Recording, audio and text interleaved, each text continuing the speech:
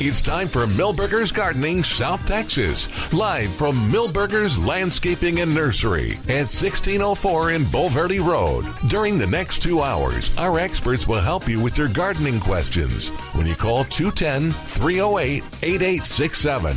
That's 210-308-8867. Or come by Milberger's during the show and have your question answered in person. And now it's time for Milberger's Gardening South Texas on 9:30 a.m. The Answer. And welcome to Milberger's Gardening South Texas on 9:30 a.m. The Answer. Milton Glueck along with Mark Peterson, Dr. Calvin Finch. Trace is up here in the two-story at Milberger's with us, and we're ready to talk gardening with you. And the number is 210-308-8867. If you're coming by the nursery to talk to us, just come in the building. We'll help you out. What? No, I was just saying to explain that to everyone. We're not on the porch today. We're not on the porch. It's a little cold. We could be if y'all want to be on the porch, and we can. Not today, but you know. Okay, I never know. So I brought extra Mark, clothes. you want to call us bluff now? I'm ready, guys. Hey, speaking of gardening and helping, Calvin was helping a number of gardeners this morning. Yeah, we had a class scheduled for the rodeo tomato class here at Milberger's, and we had a pretty good attendance too. I think 26 or 27 folks. Yeah, and a very attentive class, and we could have discussed for another couple hours. Milton, if as David had been there, he'd still be there talking with them. But that might be true. It was a great class, and of course I got into besides the tomatoes, which everybody was interested in, we got into talking a little bit about monarchs and the milkweeds, and so that was another topic that everybody seemed to be interested in. And you'll have some classes at Milberger's. We've got 4 classes scheduled, and the first one is here at Milberger's on the 15th of March, and then the second one is at the Dream Hill Estates Education Resource Center, and that's on the 22nd of March, and then the 5th of April is our class at Comel Master Gardener headquarters over there in New Braunfels. Mm-hmm. And we can take hundreds, right? Hundreds at the Comel Master Gardeners? I think location? 70 maybe. Oh, okay. Very cool. But I was exaggerating, okay. But yeah, we can take a lot there. Did you get any specific questions like that?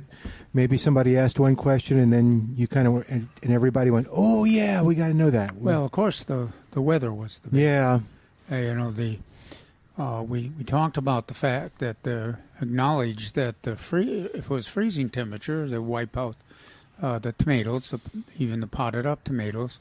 But then we also the main topic was, well, if it's how do we know what temperature below 40 that the growth stops, and that's kind of what we debated. And we've drawn the conclusion generally that if the temperatures are below 40, the tomatoes will not maintain their strong growth rate.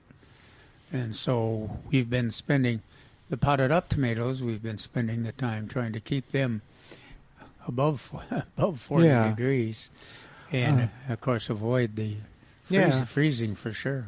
Okay. Well, speaking of that, I was showing you earlier. I got to do bragging on a client of mine who listening to the show, and she bought tomatoes here at Milberger's, and I said, the guys recommend that you pot them up and protect them until last chance. She goes, well, I have a greenhouse, so I'm going to just put them in the greenhouse and it'll be fine. And so her name is Robin Hoppus. If you listen to the station, you know Robin. She's with Big State Financial, and she's thinking of changing the name to Big Tomato Financial? No, Big Tomato Grower. Well, we don't want to use the other term for the use for movies. rotten tomatoes. No, we do We not. don't want to do that. No. But she's doing real well. Okay, so y'all guess which one is doing. So she sent me pictures. She has Ruby Crush. Robin has Celebrity. She has the Rodeo Tomato. And one is already blooming. You want to guess which one it is? Celebrity. Nope. Ruby Not Crush. Celebrity. I was going to go Ruby. Ruby Crush. All right. Yeah. Beat me And to it, it's Calvin. Yeah, Ruby Crush is ready for action. Yeah. Early and late. That's right. So yeah, she and it's tomato growers are the proudest people. It's like she's sending me pictures of her children. So Robin is not only terrific with financial advice. If you want to do something with tomatoes, she might be able to help you too. It's Robin of Hoppus of Big State Financial. We'll just sneak in a little commercial I for know, her.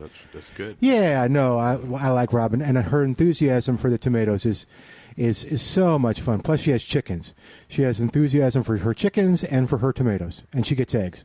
So, anyway. Well, her chickens don't eat her Ruby Crush tomatoes. I guess not. I don't know. Maybe the chickens don't get. I don't know. Maybe the chickens are kept in a.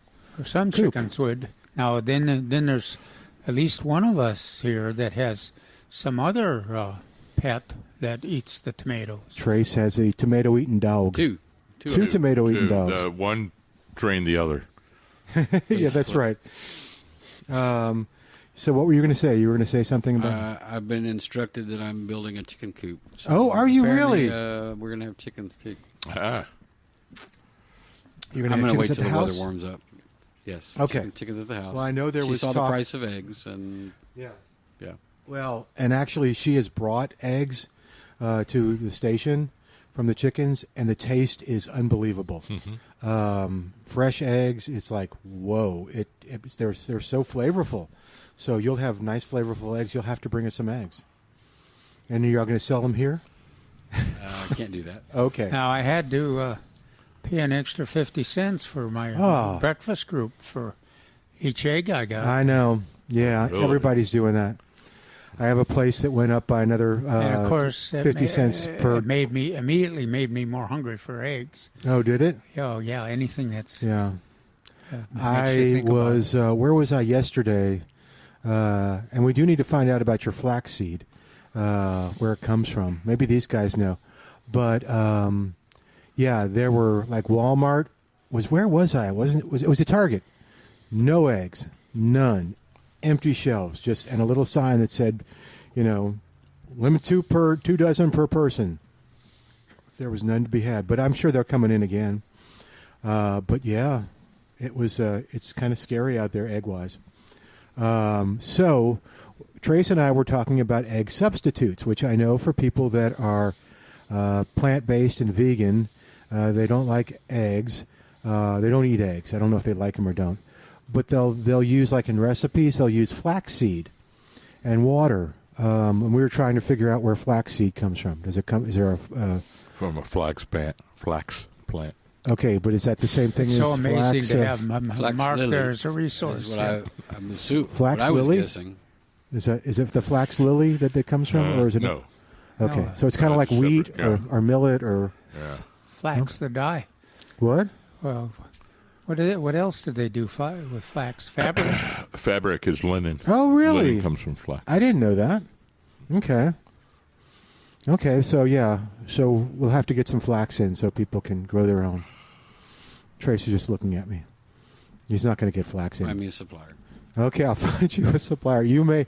You're going to grow it in your backyard, aren't you? Sure. Well, Like with my wheatgrass. now we'll have to sponsor a flax class. Yes. Oh, excellent idea. Are you prepared to teach it? Well, I'd have to learn. Okay. Now they grow it. I know they grow it in Minnesota, Yeah. but all I know in general is it's fabric. I don't know what Okay. else they use. They grow.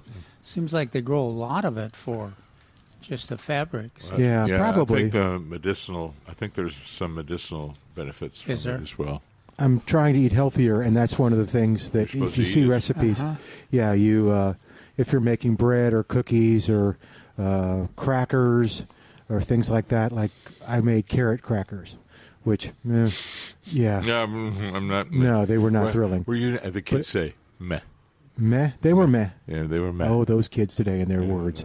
But they, but you use flaxseed, you mix that with it, and you let it sit, and it binds things together. So if you're a flaxseed person, call us at 210-308-8867. I know, like in Central Europe, I think, and then the Balkans and places like that. I think that's... Oh, is it? It's a big crop, yeah.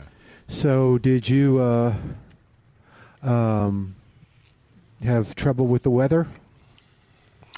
Well, yeah, it drove me crazy trying to keep the tomatoes in environments where there was above 40 degrees.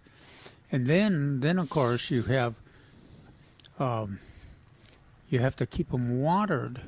And it's very hard to water your tomato plants with the hose in the house.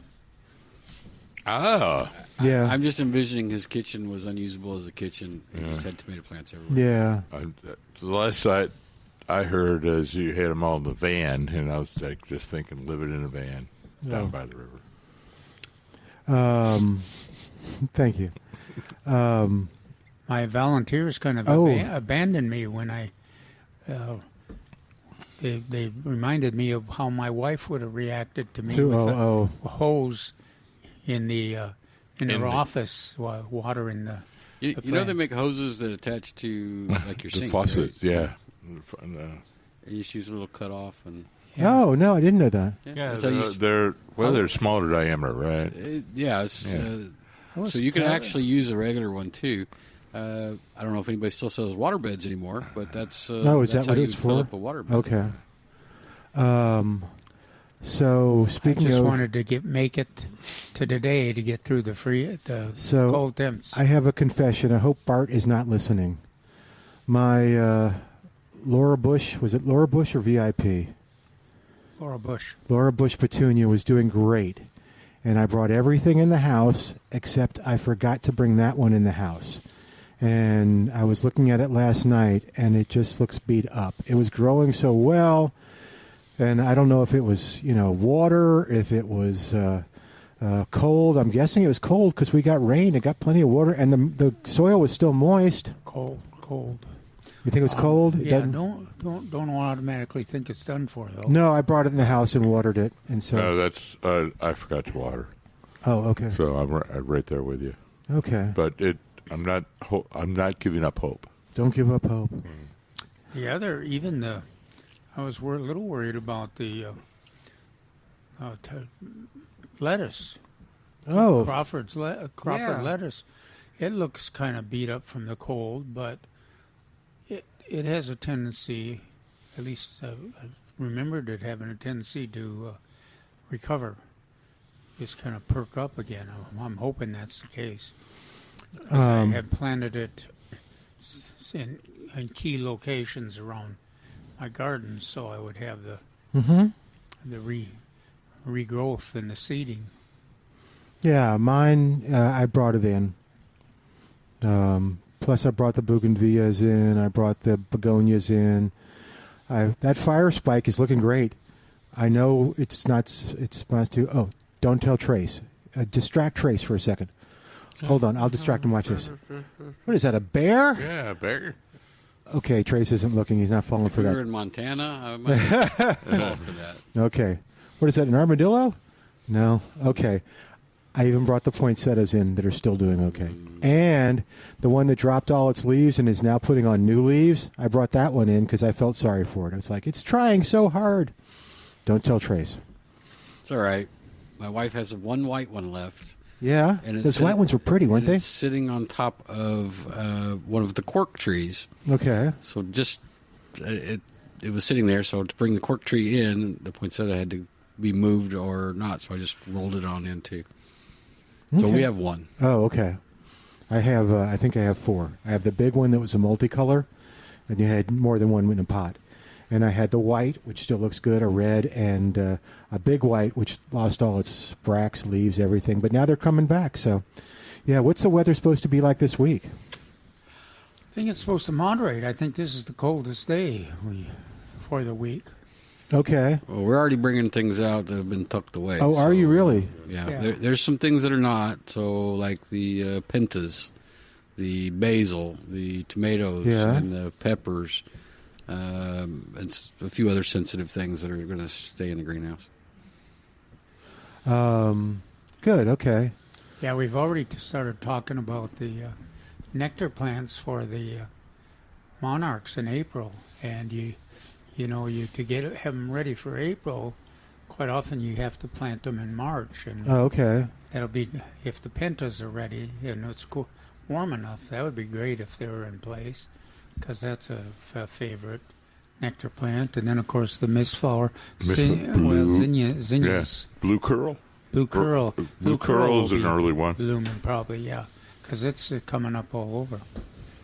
Yeah, so it's Well, good. And so now the tomato classes are kind of done. And when would you say we're safe to put them outside? the tomatoes. Yeah. Well, I think you put them outside in the full sun, out of the wind. Right. Yeah, as long as it's above 40 degrees. Well, but But San He's Antonio- asking in the ground. I'm asking in the ground. I mean, I can put them in a pot, but You want historically? yeah, historically. How about Historically, the 15th of March. that? Ooh, look at the highs! Holy cow! Okay, tomorrow high is 66 degrees.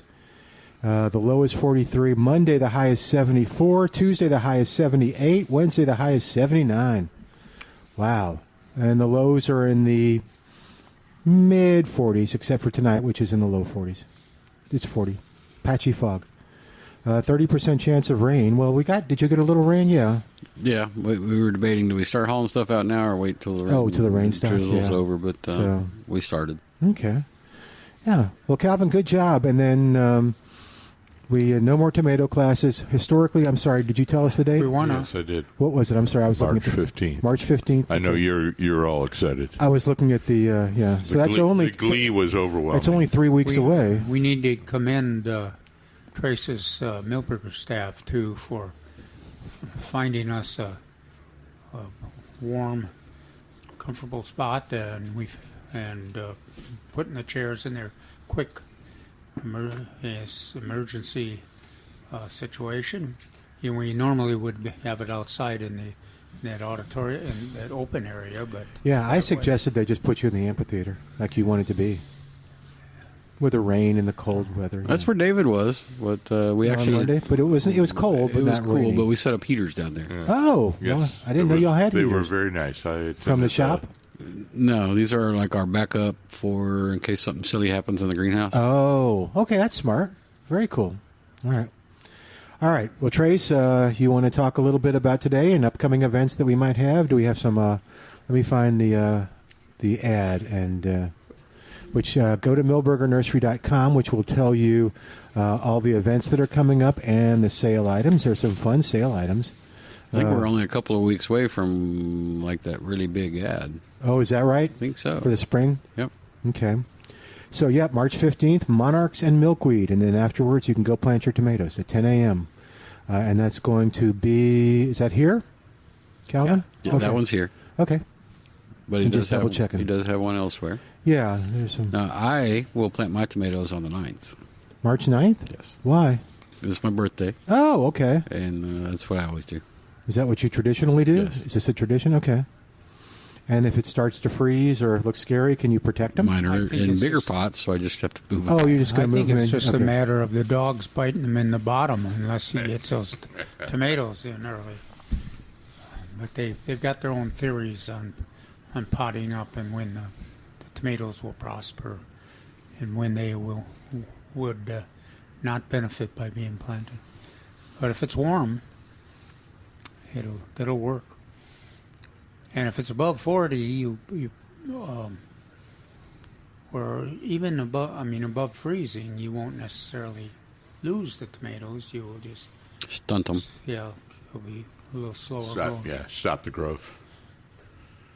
And what do we always say? It's really hard to get them back going again once they're stunted. Well, you kind of lose You lose the time. advantage. Yeah. That's more accurate. So, okay, well, cool. We're going to take a quick break. and come back in a moment. 210-308-8867. 210-308-8867. More of Milberger's Gardening South Texas coming up live from Milberger's Landscaping and Nursery, 1604 and Boulevardy Road on 9:30 a.m. The Answer.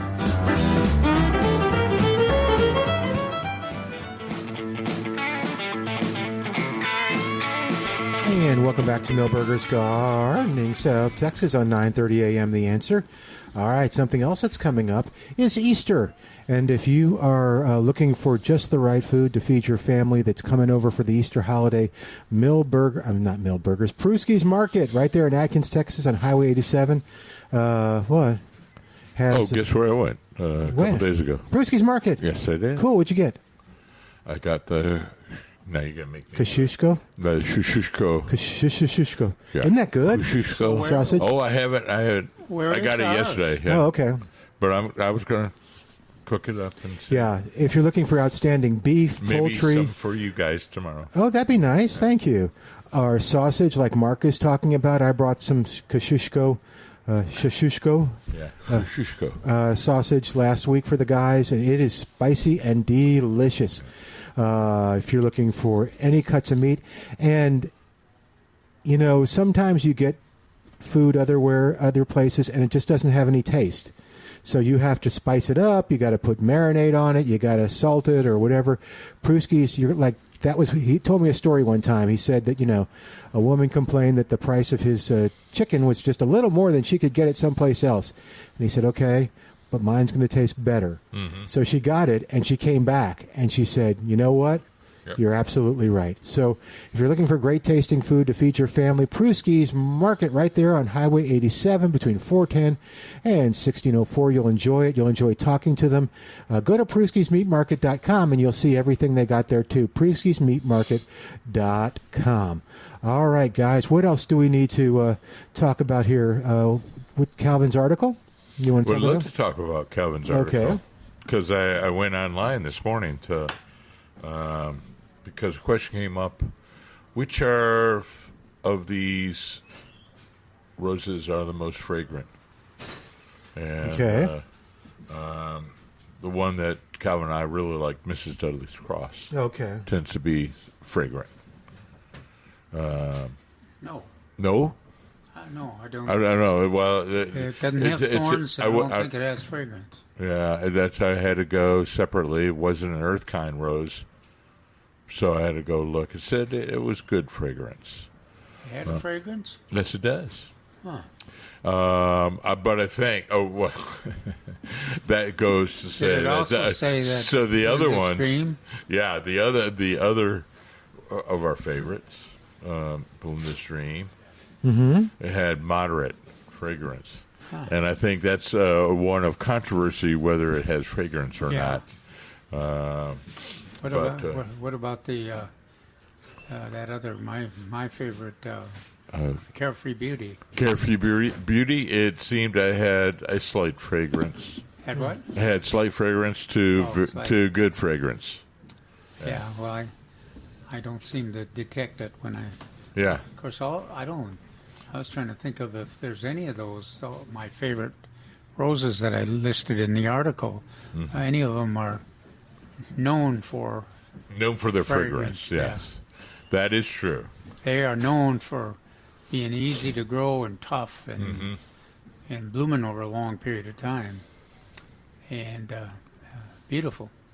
And plus, they have some other functional, Yeah, like the Mrs. Dudley's Cross. Oh, is it? No, Carefree Beauty had the large hips. Yeah. Right. Yeah. And then our. Don't hip shame Carefree Beauty. I know. That's just mean. And I said it like hips, because I was going to throw some shades. Yeah, it's rose hips. The Martha Gonzalez, traffic controller. Absolutely. And we have these. Well, they're up for right now. I think they're putting them back out, but they're putting all these wonderful roses. But I always like to say that. Yes, once you've seen a Martha Gonzalez in a pot, you'll never forget it because these characteristics of lots of flowers and and lots of crowd control. I think I'll euphemize. Oh, it. yeah. Okay. Crowd control. Okay. Now, of course, Milton has to be careful when he's around anything like that. He has a little tendency to fall down and hurt I his thought nose. that the thorns attack him. No, you have a tendency. He's making fun of me because I fell.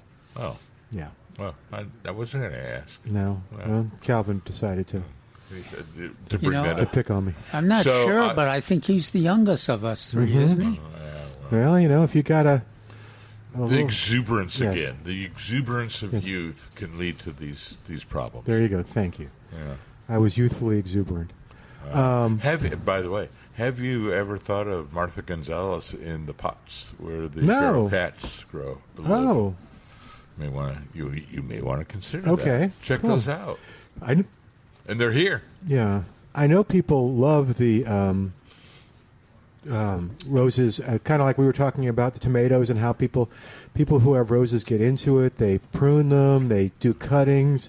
They grow more roses. They tend to them and tend to them and tend to them and tend to them. So yeah, it's a big thing. And I did. Calvin really didn't put in anything about knockouts, or did he? No, I didn't. No. Why? I don't find it to be my favorite, and it's great. I mean, great rose for some situations, but all those roses that I listed I would pick first. Mm-hmm. So I had to, I had to kind of limit. I think maybe I talked about 8 of them or 9 of roses, and but you're right. That is a rose that a lot of folks like, and it does a good job in a lot of landscape situations. Yeah. On that note, I find them to be spectacular. 3 to 5 weeks a year. Okay. And then kind of like the rabbit and the hare, or the hare and the turtle. Yeah. I find that they tend to be a hare, Oh. and then the turtle are the ones that Calvin mentioned in the article, that they just keep going throughout the spring, summer, and fall. Yeah. What's that? The knockouts? No, Oh. the other ones that Calvin. Oh, mentioned. I thought though that the knockouts had a couple different blooming periods. They just have the one. They do. Oh, okay. So, but I combined them. Oh, I got you. So I said they have a really good early summer one, spectacular. Just vehicle stopping. You have to, but and again in the fall. But Lady Banks is only a 3-week bloomer. yeah, that's true. But did you mention? Oh, you did mention Lady Banks. Yeah, it surprises me how different they can be. In my landscape, I've got 2 of them, and they're only about 100 feet apart. And you would never, if you weren't experienced in terms of roses, you would never guess they're the same species, because one has made its way up at the top of a live oak and a mesquite tree. Yeah, you were to talking get about the that. sun so it can bloom, and the other one is in a full sun and is a compact mound that blooms, just covers with blooms. Of course, one's yellow and one's white too. So, but it's a plant that lasts forever, and makes, if you're into wildlife, it's a favorite cover. Mm-hmm. The birds Is that right? move Birds in and go out in of it there all the and time. Calvin, get a hide. little closer to your mic, or move it a little closer to you. You can move it toward you. But there's this table in my way. Okay, well, just move it toward you. Okay. Or scoot up to the table.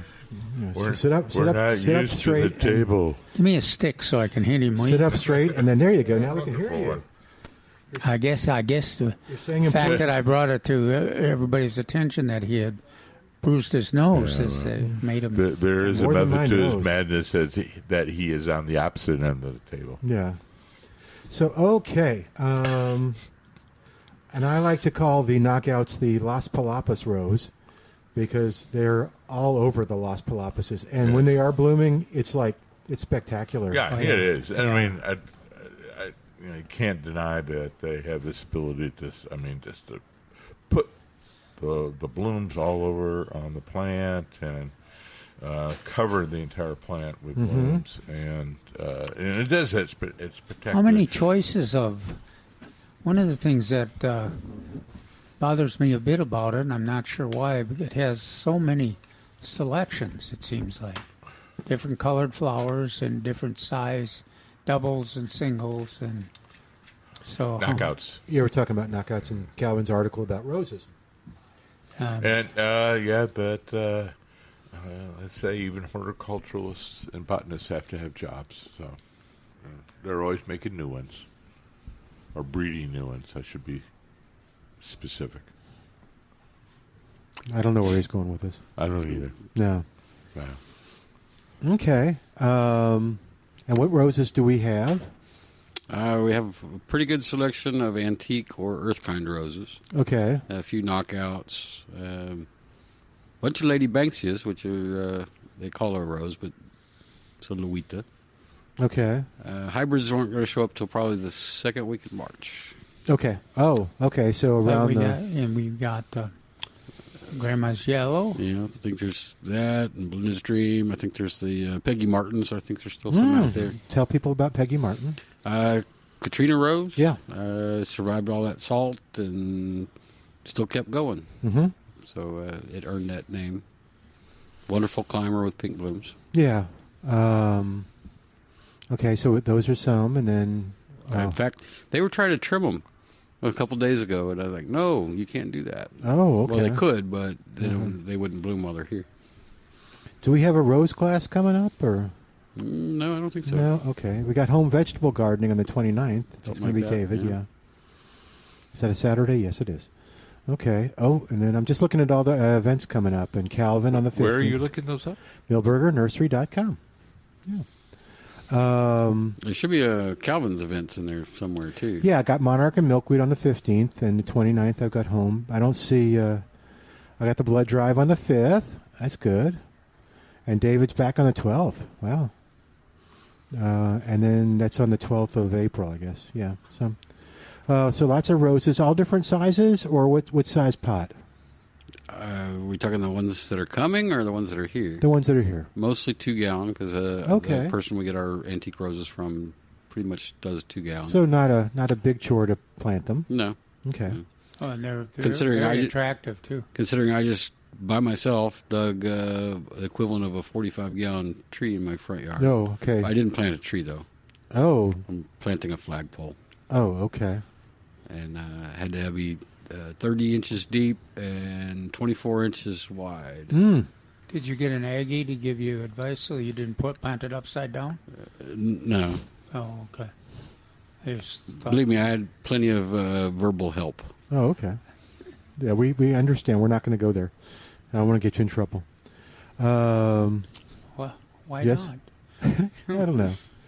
He's a nice guy. He means well. It was 8 inches of soil, 10 inches of rock. And then I went back to something not quite soil, but kind of. What kind of shovel did you use? It always amazes me that the plumbers and everybody uses those thin blade. So that's what I used for the bulk of it, and then at some point the hole wasn't wide enough to get anything out of there. So that's when I sharpened up my post hole diggers and finished it with that. Okay. Could you use that drill thing that you were talking about? Not through this rock. No. Oh, wow. Okay. Yeah, and you live north San Antonio. Where the quarry, almost where the quarry is on over here by not Blossom. McAllister Park? Nope. It's okay. Where Morgan's Wonderland is. Oh, okay. Yeah, so you're getting into the rock. So. Well, that'll be nice. You'll have a flagpole. Yeah. Did you need a flagpole? Apparently so. Apparently so, yes. You didn't even know you needed a flagpole. No, I didn't. Okay. Is it all done? No. Oh. I was not going to mix cement when it was 20 degrees. Oh, outside. good point. Okay. Yeah, this weather. Is anybody get bothered by the fact that we're talking about the 40 degrees and it seems, but temperatures seem like 23 degrees and everything. Is that just a new imagination now on climates, or has it always been that way? I don't remember it being. It had this kind of a difference. You mean between the wind chill and the real feel, I Yeah. think they call it? Yeah. Well, like when it was 21, I think you looked at the real feel and it felt like 1 is what it said. Yeah, they were reporting 0 and wow. And then they said, "Oh my, Yeah, it's now only 1." Last Wednesday, last Thursday, I think something like that. Last Wednesday. And how did you cover your whoppers or your cyclemen? I actually didn't. How did they do? The whoppers got nailed, and I think the cyclamen and the Primula did okay. All But right. I didn't cover them. We got to take a quick break. When we come back, if you're still here, will you tell us will you give us a training? The training like you did today? Did you do one today? Yes, train us. I got to remember what we talked about. Okay, you take some time and remember. And we'll be back in a moment. Our phone number, 210-308-8867, 210-308-8867. We have more of Milberger's Gardening South Texas coming up on 9:30 a.m. The Answer.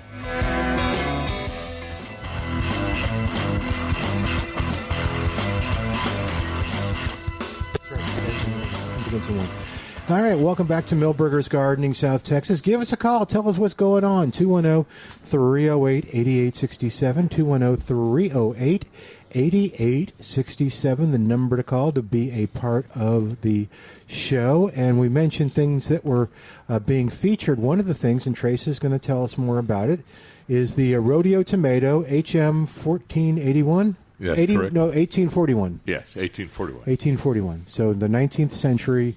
Okay, I got to remember it. I'll do it. Oh, it's 8148. 8148? No. No, I don't think so. it's 1840. Now we're confusing a lot of people. Yeah. Now I'm confused.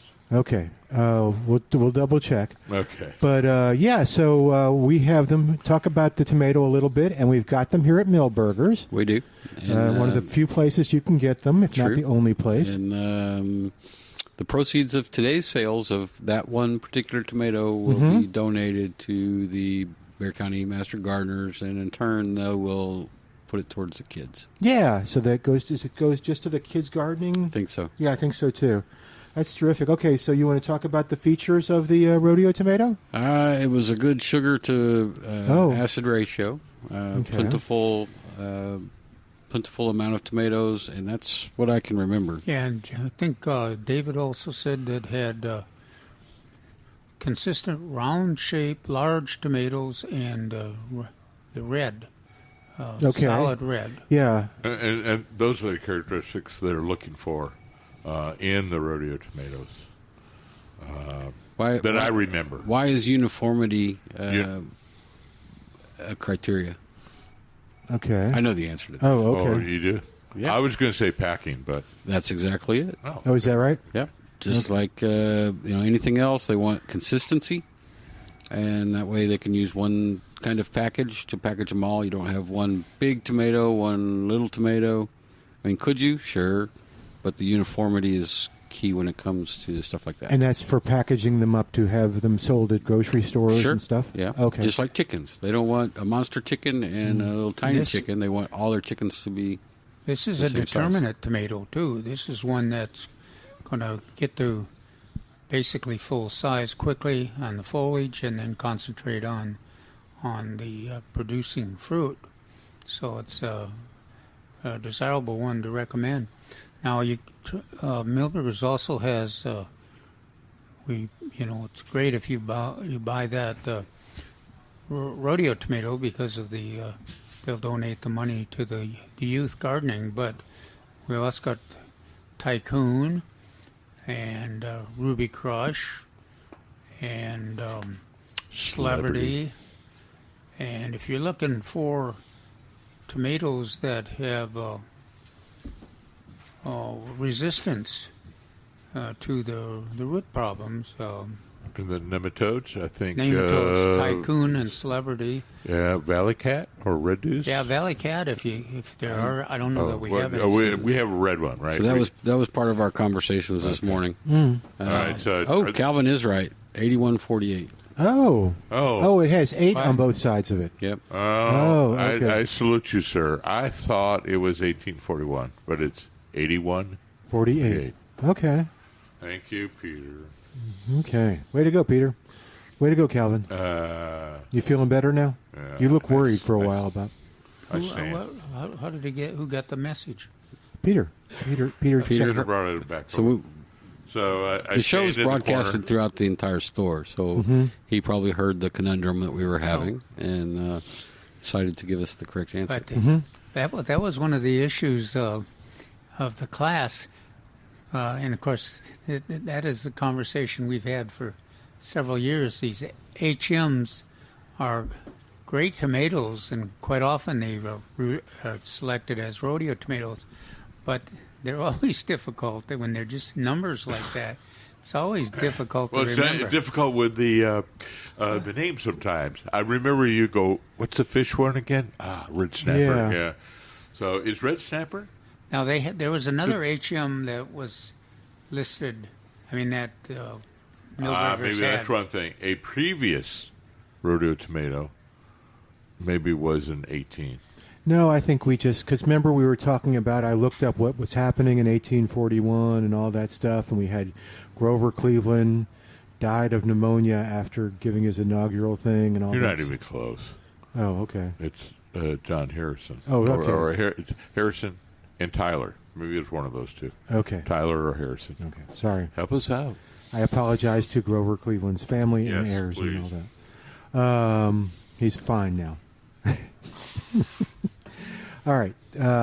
But yeah, that's the numbers are hard to. We had last year was Thunderbird, so it had the name that was easier to remember. Emilio was. Yeah, in the middle everybody of everything. remembers Tycoon. Yeah. Yeah. How many tomatoes do we have? A good number? Are they in the greenhouse? I'm guessing yes. They're in the greenhouse, except for this year's rodeo tomatoes that have hardened off. Those we have inside by the cashier. Okay. Cashier. Cool. So you talked to, did we cover everything that you would have done in the training about rodeo tomatoes? Well, sort of. We talked about what tests they go through, and the trials, and the different parts of the state, and what they're looking for, the uniformity, and to me, the disease resistance and quantity is always a thing. Oh, that makes sense. We talked about Cherokee Purple. You're going to get a couple of really good tomatoes. Yeah, but it's a couple. If you plant one of these, you're getting a whole bunch. And even that Ruby Crush by weight will outproduce something like the Purple Cherokee or Cherokee Purple, whichever way you want to look at it. Yeah, Ruby Crush is hard to beat for a taste. Well, sheer volume is Ruby what Crush. we were talking about. Now, do the dogs like it the best, or do they just eat every one of them? The small ones they like better. Uh-huh. I'll be darned. That should be one of the criteria. Now, did you a taste test with dogs? Have you done anything? You planted your 968s, right? Seeds, yeah. How are they doing? I haven't seen them yet. Oh, okay. Meaning you haven't checked, or meaning that you're not seeing any sprouts? I'm not seeing anything growing yet. Oh, I have a question for you. Explain how this all works. So I'm trying to get mine to sprout, and then I'm going to put them in a pot. And it's I just need to get a small pot right now. Do you have the little, I don't know, are they're cardboard or peat pots? They're peat pots. Okay. And I guess you have them. We do. Okay. We also have some that are pressed out of cow manure, and those are cow pots. Now, can you water those? I guess sure, you must... they eventually will disintegrate, but that's the goal, because you can actually plant it. Plant it in the pot, sure. So after you've gotten it to germinate in the peat pot or the cow pot, when you're ready to go to the ground, you just peel off the top edge so it can get water. And I would personally take off the bottom so it can go out the bottom faster. And the rest of it will all disintegrate over time. So how many months, days, weeks do I have with my... With the peat pot? Yeah. Oh, probably 6 to 8 weeks. Oh, okay, cool. Completely falls apart. Okay. Yeah, I wish I had done that with my... y'all are going to laugh at me again. With my pomegranate sprout. It's still being protected in a little plastic pot. It's growing, But yeah, it's got a little terrarium over it, half of a water bottle. But yeah, I don't know how I'm going to put that in the ground, and I don't know when. When do I put it in the ground? When you don't think it's going to freeze anymore. Okay, then I just go for it. Yep. Because it's about 3 inches tall right now. That's pretty big. That is it? I was making fun of you, Milton. Oh, okay. It does still just look like a sprout. It doesn't look like anything we have here that looks like a transplant. But okay. 210-308-8867, 210-308-8867. You'll find Calvin's article in the Express News and maybe, I guess, on mysa.com. Oh, yeah. Yeah. So we talked about that with the roses. And what else, gentlemen? What else is happening in the gardening world? Got a few minutes before we go to break, so I want to make sure if we cover everything. Do we still have seed tomatoes? I mean, seed potatoes. Oh, seed potatoes. Yes. Yeah. In fact, we sold a bunch of them this morning after the seminar. Oh, good. But we do have, I think there was 4 styles. I think there's a pretty good selection of 2 still left. What was it? I said seed potatoes. Do we still have some? And he says, absolutely. Well, in other words, get them into the ground as soon as possible. Cool. So we still have them, and yeah, when is the last day to do that? I don't know. When do you think it's I'm too sorry, late? I didn't. I was going to say, when's the last day to put you plant your potatoes? I did it again. Oh, the potatoes? Yeah. Well, I don't know. I think I would. I think you actually could get a crop even if you plant them in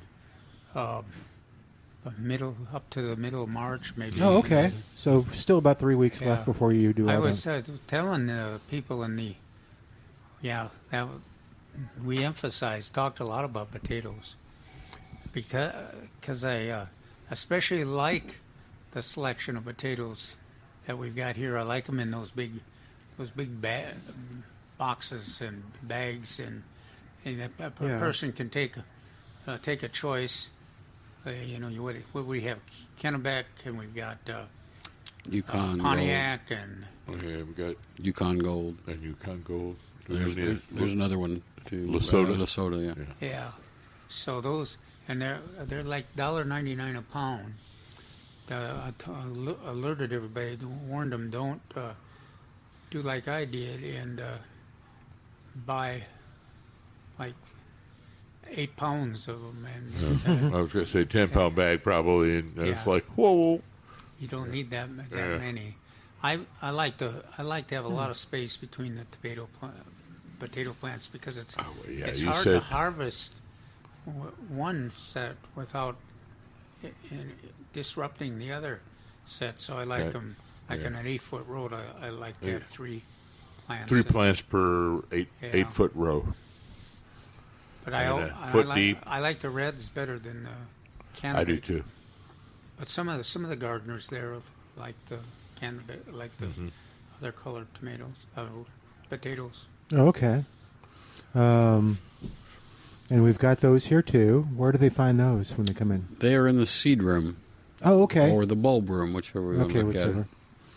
it. Speaking of which, anything we should be doing bulb-wise right now? Should we be planting stuff for the... Heard an interesting report about cemetery iris too. Just talking about it as a plant. The only bulb that's come in so far are the elfin ears. So Oh, that's right, you alocaceous mentioned and that. colocaceous. What So- is it? You have cemetery iris? No. I just heard somebody talking about it, Oh, and they were just bragging about how it was tradition and all yeah. that. I'm trying to raise a front bed of cemetery iris. Oh, that'd be nice, wouldn't it? I had a pretty successful one, except it's now in full shade. So I've been transplanting them to the sunny part of the area in front of the road, and so far they're doing well. And the other thing I was a little worried about when we had that drought 3 years ago, the deer pulled out the fancier iris, but they haven't touched the cemetery iris so far. Okay. Oh, what's that? Oh, just this is okay. I'm I trust Peter, but I don't know. Yeah, we were reporting it wrong for a while. The rodeo tomato for 2025 is HM8148. You can get it at Millburgers, and I do suggest you come get them. One, because you'll be helping out the master gardeners if you get them today, but two, because like last time we ran out. Don't wait, and just pop them up. I brought that too. I told. Well, that was part of the discussion with the gardeners that were here at the class. Is that's one of the reasons we do these classes and pot them up is because the last time we waited. Yeah, and then we waited. There were none left. And none left. Well, we're going to take a quick break and come back in a moment. 210-308-8867. We've got more of Millburgers Gardening South Texas coming up from Millburgers on The Answer. We're back with Millburgers Gardening South Texas, live from Millburgers Landscaping and Nursery at 1604 in Bulverde Road. Come out to visit or call us at 210-308-8867. That's 210-308-8867. And now back to Millburgers Gardening South Texas on 930 a.m. The Answer. And welcome back to Millburgers Gardening South Texas on 930 a.m. The Answer. Hey, can I ask you another question about my little pomegranate? It's on the windowsill right now, 3 inches tall, towering above. So, is it Is it one in the toothpicks in the water? Or no, it's actually in soil. Uh-huh. So if I get the peat pots and I do the same thing with some of my other plants, like my 968s and things like that, it's too cold now to put them outside, and I don't know that I have another windowsill to put them in. Can you make a suggestion on where I could put them that they'll stay warm? Or yeah, well, the warm is less of a problem than the sun, but you got some slack on the sun. Quite often you can. Oh, really? Okay. Yeah, you can. Plant them for a week or 2 weeks. Okay. Without. Yeah, and by that time they'll warm up, and then I can actually move them. Like this week will actually be really good for being outside because the lows are in the 40s and the highs are in the 70s. So yeah, maybe I'll put them outside. Okay, I'll have to pick one up when I go. All right, 210-308-8867, 210-308-8867. Give us a call. Tell us what's going on. Calvin, you had some ideas for things to talk about this hour? Well, I was one of the things is tree varieties. Now that the weather's breaking a little bit, it's still a good time to plant trees, and we need to use Mark's knowledge on favorite selections. Mark also has a knowledge of which part of the San Antonio area somebody lives in. He can kind of has some opinions as to what variety might work the best on selections. Now, Mark, is a live oak a good choice everywhere? Yes, it is one of the ones where you can pretty much plant everywhere. And contrary to popular belief, it will actually grow fairly fast. Given it's planted correctly and established correctly, it can grow a good 12 to 18 inches a year. And that's pretty good. That's pretty good growth. Right. And they're beautiful as they get older. They just... Yeah. And again, its main threat, it has two main threats. One of them walks on two legs. It's probably its main threat. And then also oak wilt, which is a fungus. Yeah. And then that's easy to prevent with pruning at the right time of year and or painting. Yeah. It's 100%. Which of the species are most... You mentioned the two threat of the folks on two legs. Which of those tree species are most susceptible to damage by string mowers and the thinner the bark, the more likely the damage by the string mowers. So if you have like a bur oak or chinkpin oak or live oak, I hate to say this, but you get away with some damage. But the red oaks and the hackberries and cedar elms, to a certain extent, they're going to be a little bit more susceptible to the string trimmers. Oh, okay. But I'm also referring to overwatering will actually kill trees. In fact, historically, that is the number one killer of trees across the country, is overwatering. It hasn't been in San Antonio this last year. well, sometimes people will do it. Will actually overwater with by trying to help the air quotes, trying to help the trees on that. So remember that watering is if you water on a clay soil, which we have on some occasion, some spots, that eliminates all the oxygen out of the soil. So you don't want to do that, because roots respire just like humans do, and they need oxygen. Oh, okay. So you need to be consistent, but not too generous. Now, you do you think? Oh, go ahead. No, I was just thinking of a Montezuma cypress. Mark has a tendency, I think, to be an advocate for using those more often than a lot of us. And how do you pick a spot? I was going to say, well, location is very important. Like that, just like was it real estate? Location. So you're not going to. I wouldn't do it in stone oak for thin soils, but maybe inside Loop 410, it might be a good alternative to some of the other species like that. So you're going to have a foot, 2 feet, preferable, of soil for that, and a large area. It's going to get big. We always mention Montezuma cypress, and we can look across the nursery here and see a big one. I might even consider a raised bed, and then plant it in that raised bed. I think that would be a good idea. And then you could have lots of different low plantings underneath that. Ground cover type thing. So where would you not plant Montezuma cypress? What part? Like stone oak. Okay, stone oak, Dominion, any of those areas where the soil is going to be 1 inch or less. Okay. Some places around like stone oak, it's got a 1/2 inch of soil. Okay. Rock. What are some of the other ones we mentioned? Cedar elm? So, my favorite ones. First, the fast-growing one, and one that's not fast-growing, but I really like it, is we talk Mexican sycamore, Montezuma cypress. I'm going to look that up. Mexican live oak, cedar elm, Texas red oak, and then one of my favorites is chinkapin oak. I don't think I've ever seen a chinkapin oak die from natural causes. Man-made, I like yes. the Mexican sycamore. Yeah. Sorry. Yeah, Mexican sycamore. The distinguishing feature of the Mexican sycamore, as opposed to the American sycamore, is that it has a white fuzz on the bottom of the leaf. Okay. And what does, it prevents,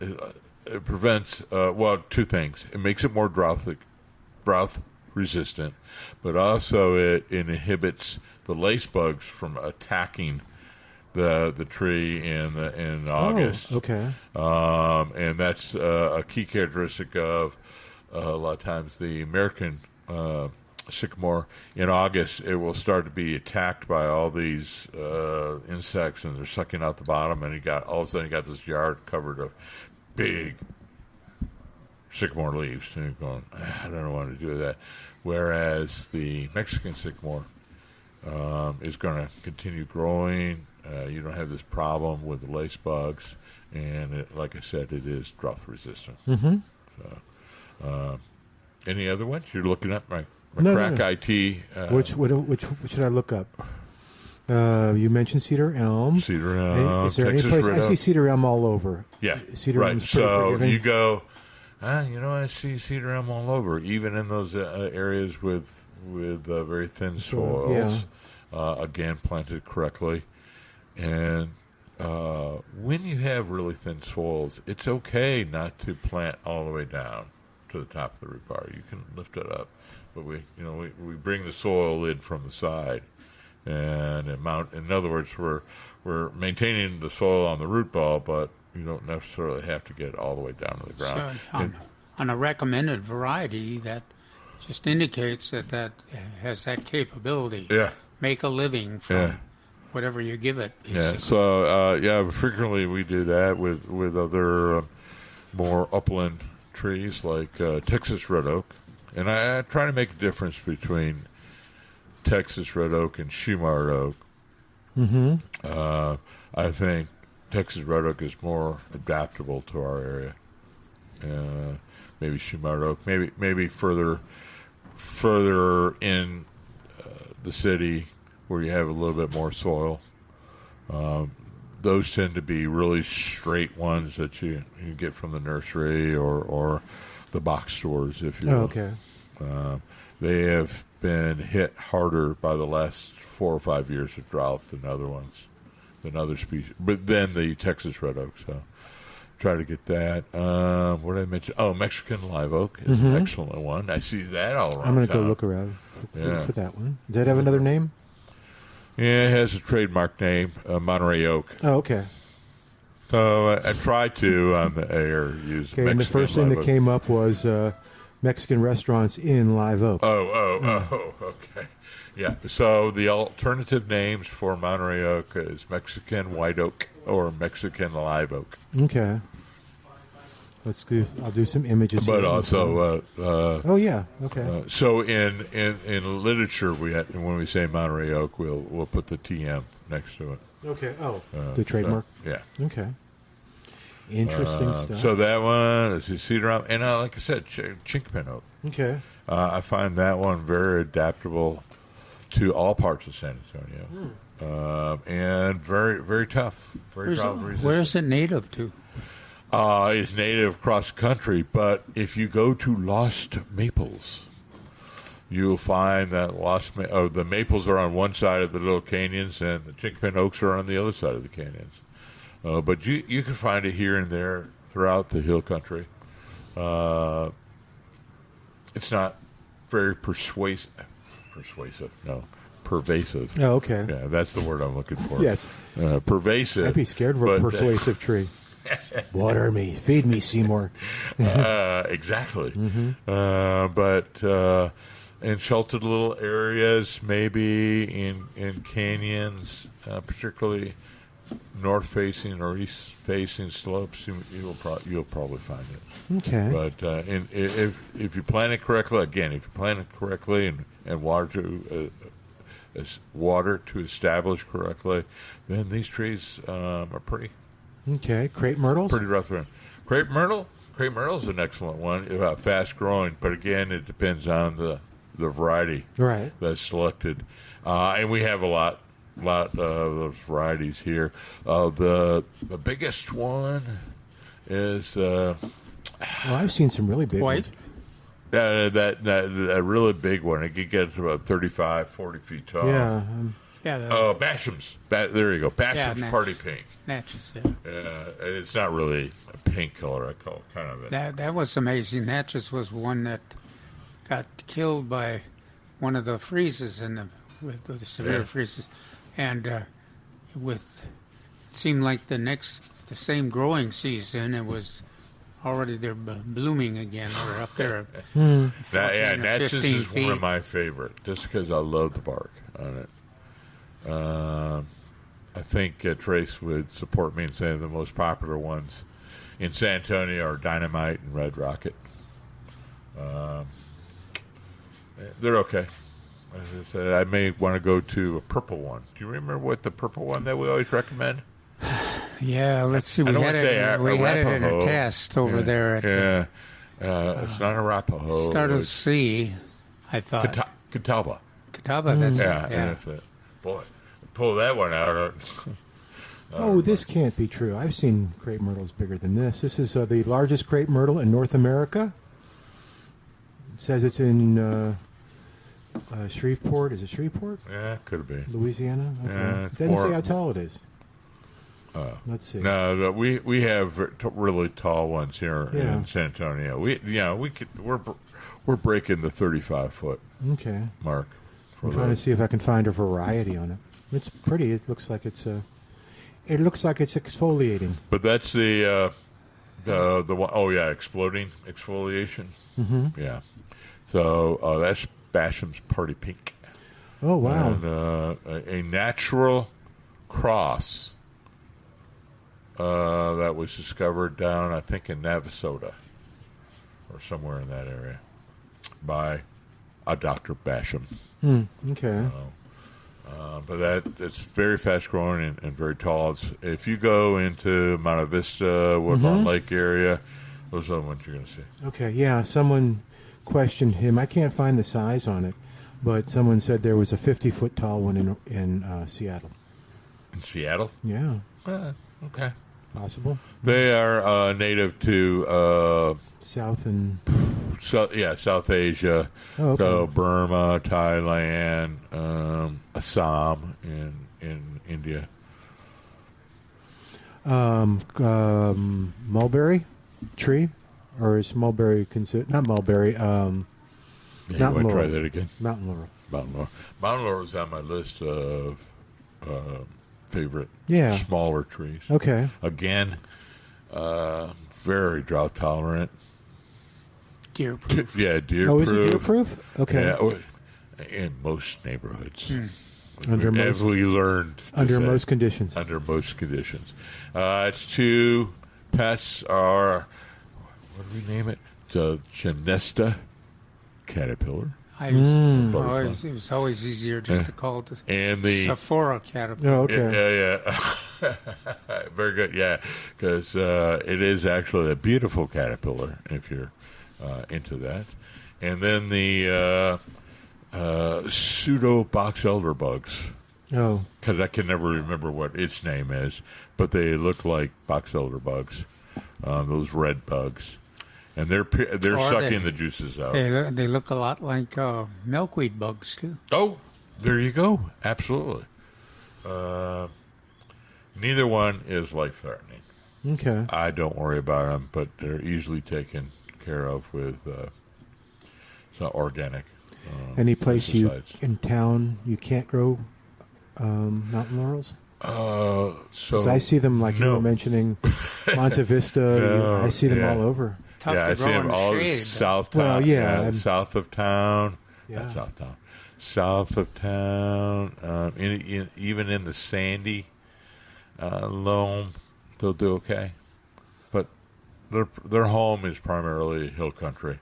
So anywhere that mimics the hill country, again, the thin soils. Okay. So I said two pests. There's probably three. Can you name the third pest for mountain laurels? Or is it two-legged? The two-legged one. Oh, yes. okay. How are we pests to mountains? Oh. Now, Overwatering. there's one that you could kill with too much water. I was going to say overwatering. Yeah. Oh, okay. Too deep. Planted in a beautiful stand of St. Augustine. maybe. Okay, yeah. Oh. In shade. So you're just it's doomed to die. Yeah, Okay. you're blessing it already. Okay. It's or as we like to say, dead men. It's a tree that's dead men walking. Oh, dead man growing? Yeah. Something? Okay. Yeah. All right, we're going to take a quick break. While we do, give us a call and tell us what's going on in your gardening world, or ask us a question about something that you're worried about, or what you're going to do this week now that the weather is changing. 210-308-8867. More with Milberger's Gardening South Texas on 9:30 a.m. The Answer.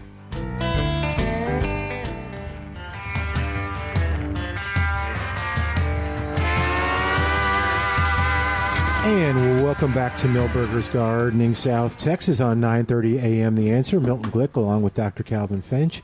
Mark Peterson talking about trees, plants, all kinds of good things. And we don't have to talk about the weather, I don't think, we can talk about the weather that was. But, yeah, the weather for this week looks like it's going to be nice.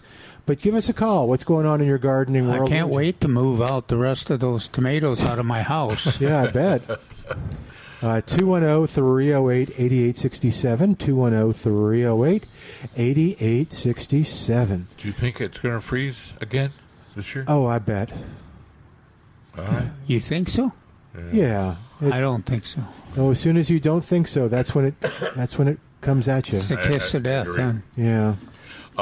So that leads to the question. This is why is March 15th a historic recommendation date for planting your tomatoes into the ground? Oh, okay. Hey, Mark, why is March 15th the historic date for planting Because tomatoes? that's a in the ground? historic last freeze date. Right. No, I should say average, because you and I have experienced freezes in like the first week of April. Yeah. Yeah. Don't even think about it. No. I'm trying to see when the latest freeze in San Antonio was. Well, latest freeze is probably April 10th, maybe. I'm going to go with 10th, 8 or 10. Okay. I'm still looking. I got the first and last frost dates for San Antonio. Where the listeners are on. Ooh, they have the National Gardening Association has a frost date calculator. Oh, okay. To tell you precisely when to garden in San Antonio. Huh. Okay. All right. 210. We have a wonderful crack. Yeah. ITT. Oh, yeah. Thanks. Let's Yes, sir. If Go for we it. have time, We have plenty of time. let's Go talk for a it. little bit about our pre-emergence for sandburrs and crabgrass. That's It's traditionally time. that's this time of year. We traditionally think about putting it out, but I think Trace and I always think you may have to put out another one, maybe 3 applications of it, depending on the weather. I've done. You've never done that. I've Trey. done two yeah. quite often, but not 3. Well, it's the same. It's usually effective for 6 weeks, 6 to 8 weeks, and then so you kind of calculate that out. One of the issues is that we've got a complete difference now in the pre-emergence that we rely on for those. In the old days, in the old days, it was easy. Maize and Excel and what. And that was it, and we would just go Maize and Excel. But Now we got Crew and Barricade and Dimension, but as I mentioned a little while ago, they had a listener brought up the issue about that those were not the easiest products to work with. They brought up the fact that Crew was packaged in huge packages, and you ended up. I didn't check the price, but she mentioned that it was you had to buy $250 worth of Crew, and but a Crew is designed for both broadleafs and for grassy weeds, and as far as I can tell, it's pretty effective. But that is a pretty big price for... Right, and I think Trace told me that a couple of months ago or so that the small packages are gone. Oh. The only way that you can get Crew is in a larger package. So maybe a beneficial, a couple of homeowners go in on it, or that That's good. you use it over a couple of years. You buy it once and then use it in the spring and the fall, because it has the chemicals that are beneficial with both the cool season and the warm season. And I guess Dimension is the active ingredient in a number of products, and not the main name of any products. Yeah, I'll have to. I would have to look that up Because I think Trace one time it showed us the package of the material we had here. I had to write down all this stuff. Trace was patient with me, and I'm writing down the dimension. What is it used for primarily? Whether it's grassy or broadleaf, and then the barricade. What I always recommend is that and this is a good idea anyway. When you use these products for the first time, read all the labels. Mm-hmm.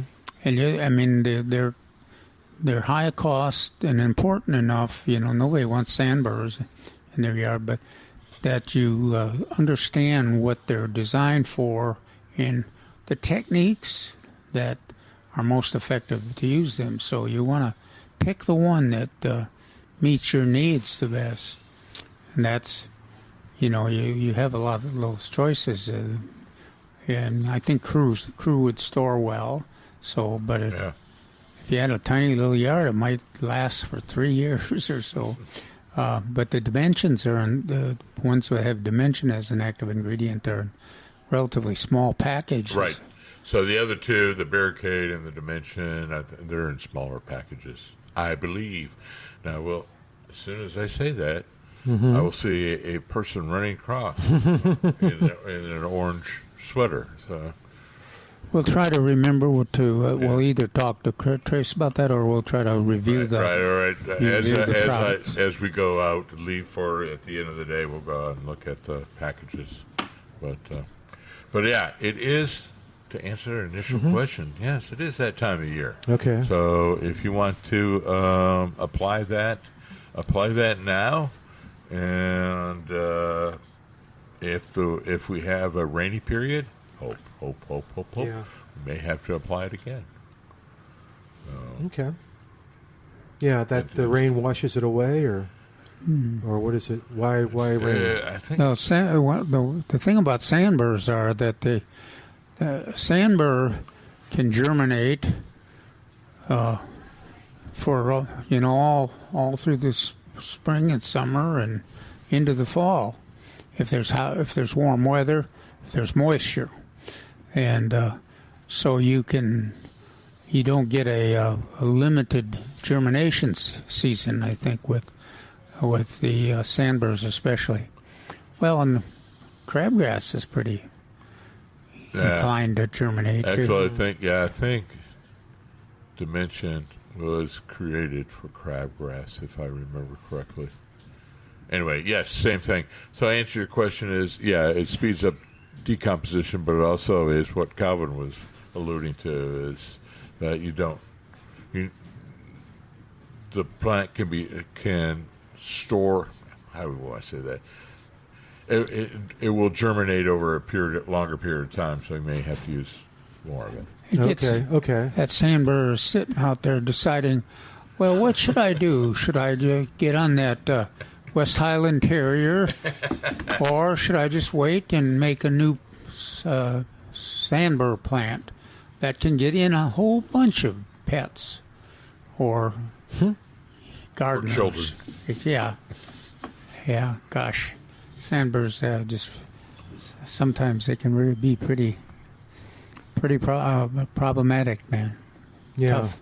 I know that when we have people from different areas like Wilson County and stuff call about the sandburrs, they are not happy people. And there's some of them they're talking about that can puncture tires, and are those sandburrs? Those are. Well, there's a couple called goat's head, which are a little bit bigger. That's right. A different species, but yeah. All right, got James on the line at 210-308-8867, 210-308-8867. James, welcome to Milberger's Gardening, South Texas. What's going on? All right, too cold to garden or fire up the pit, so... Yeah, I'm running in. I'm doing a barbecue run right now. Ooh, cool. What do you got cooking? Yeah, no, he's going to get some. Oh. Is that right, or are you going to grill stuff? Both. I have a pot of pinto beans I put on this morning on the back burner, and so I need the barbecue. Gotcha. Okay. So, my crepe myrtles that have not looked good since the big freeze, I called before, and I thought y'all said I could cut them flush to the ground and they'll regrow, correct? If they were growing well prior to the cutting, yes. They were planted in 1999, and they did well up until 2021. Oh, now were they dead after 2021? No, but they never looked good. Okay, all right. They got freeze damage, I'm suspecting, from the cold, the top row. They just never looked right. I would cut them down and retrain them. There's probably enough food reserves in the roots, and it probably would limped along the last couple of years, last 4 years. But it was okay. But if they were dead prior to cutting them down, it's unlikely that they're going to resprout once you cut them. They were not. They were not completely dead, but they were like in a decline. So I'm going to cut them down. So my question is, I got a new bow saw Home Depot delivered this past week. So Monday, Tuesday, I'm going to cut them to the ground. So when do I fertilize them? After I cut them, do I wait or immediately? No, wait. No sense adding fertilizer to something that's not going to respond out. So wait till you start seeing something. And then May, late April, May. That's one wait till school. Then to fertilize. Yeah, okay. It's one school of thought in fertilization of trees. As you wait until May. The one in the last millennia where I was in was taught was February, and then the last 3 or 4 decades we talked about doing it in October and November. So I used to tell arborists, I said, hey, split it up 3 times. Well, if you ask that crepe myrtle, it says, I'll take all that fertilizer. Yeah. Give me everything. If it is alive, yes, Calvin is right. He goes, oh, feed me. It literally is what you said earlier. Feed me, Seymour. Oh, okay. Yeah, it likes fertilizer. It likes a lot of nitrogen. Well, forgive me, I'm confused. I'm confused now. So when do I fertilize and with what? If they start growing back? I wouldn't fertilize till the fall. Till the fall. I would have a little fertilizer in May and then do it again in fall. 1959 both times? That'll work for sure. Yeah. That'll work. Okay. All right. That's what I need to know. Thank you. Yeah, you know that 1959 though is due. If you apply that in May, you're getting that second dose in fall anyway. Or May, June. So just one application in May or one application in the fall is what you're saying, one or the other? That wouldn't hurt it because it it uses it over a long period of time. But a crepe myrtle, that would be a generous application in May. Would end up with a good spread of nitrogen through that whole period. Okay, so these crepe myrtles were not real tall. They were roughly mature, 6 foot tall, I'm guessing. So how much fertilizer, if they have a nice root ball still alive, how much 1959 per plant? I have 2 of them. I just let's see. I would just use. I'd use a cup per. That's a cup per plant. Yep, and it's scattered well over. Well, yeah. So think of think of the spread of the tree prior to 2021, and then just take a cup of the 1959 over that same area. I'm doing it. Over the same area. Gotcha. Okay. Underneath the canopy. Oh, okay. And the good news is that with that fertilizer and with the crepe myrtle, it won't be wasted. Yeah. Right. Okay. Thank you. Appreciate it. Thank you, sir. Enjoy that barbecue. All right. Oh, yeah. Have fun with the barbecue. Yeah. Yeah. We're a little jealous here. All right, 210-308. We're not jealous. We're hungry. Oh, okay. 210-308-8867. 210-308-8867. We're going to take a quick break. While we do, give us a call. Be a part of the show like James did at 210-308-8867. More coming up on 9:30 a.m. The Answer.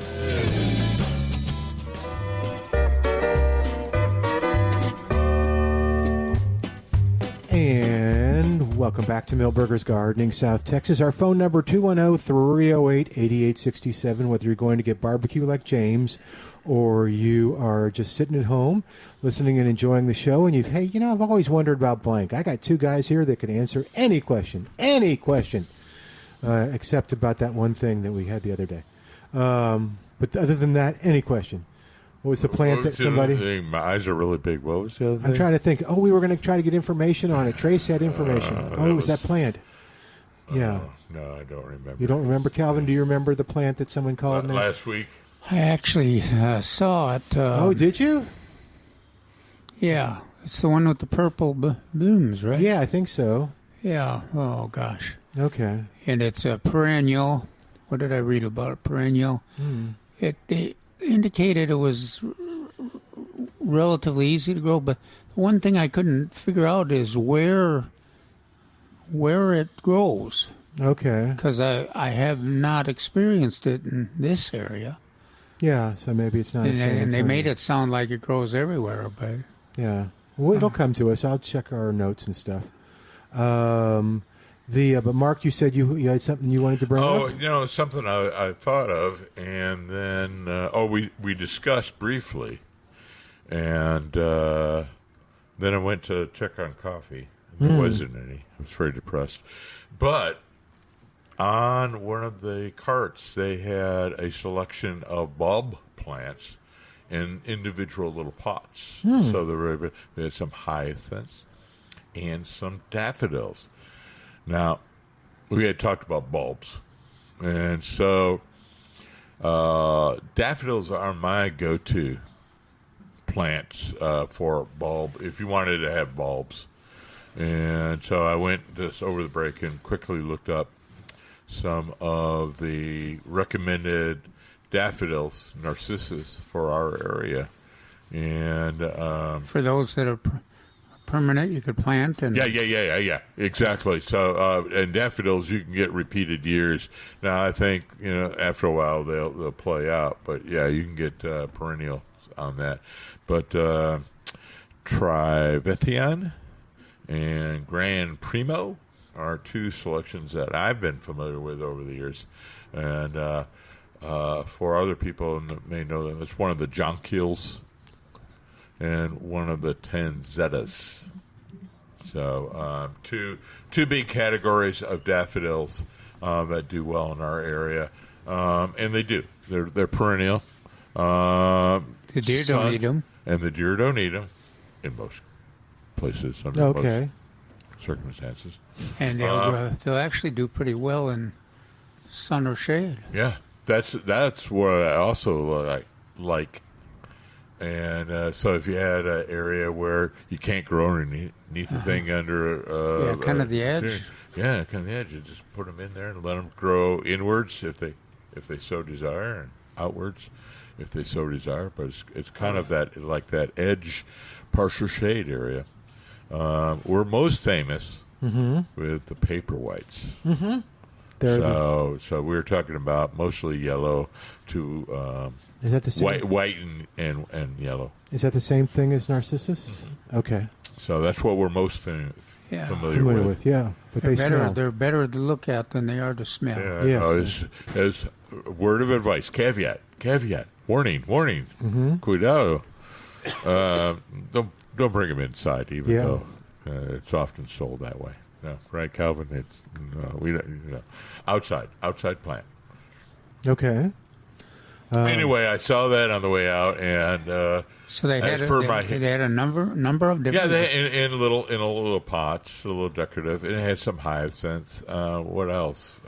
I didn't see any irises, but I think we have some bulbs here. I think Trace implied that we have some bulbs here, but yeah. But as per my heritage.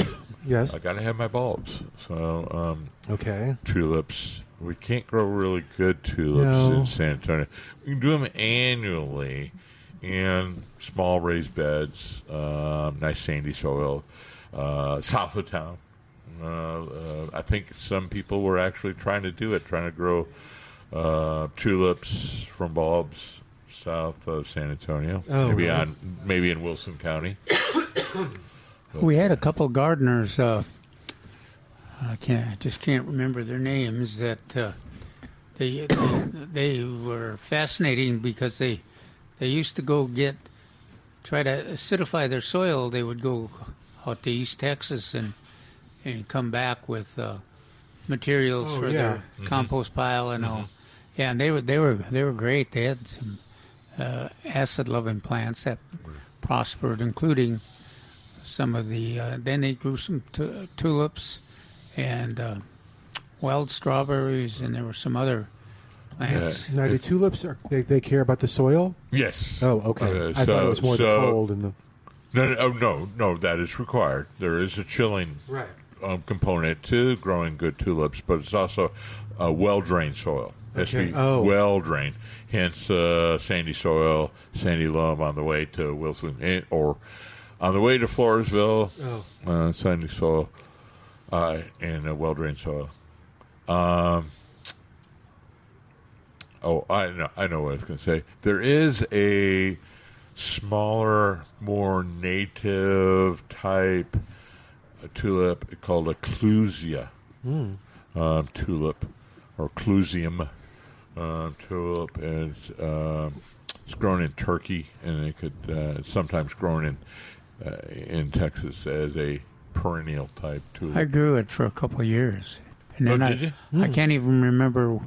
Yeah, it but that name all of a sudden, just sparked some memory for you. Just disappeared, you know. But they're very attractive. They naturalized for a while, but you're right, they weren't long lived.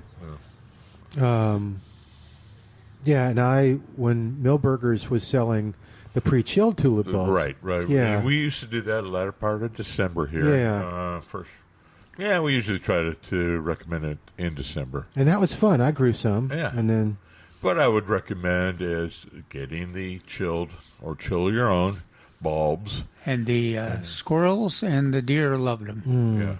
The squirrels loved the bulbs, and the deer loved the tops. Well. The glass, the glass is half empty over there. Yeah, it's a screening situation sometimes.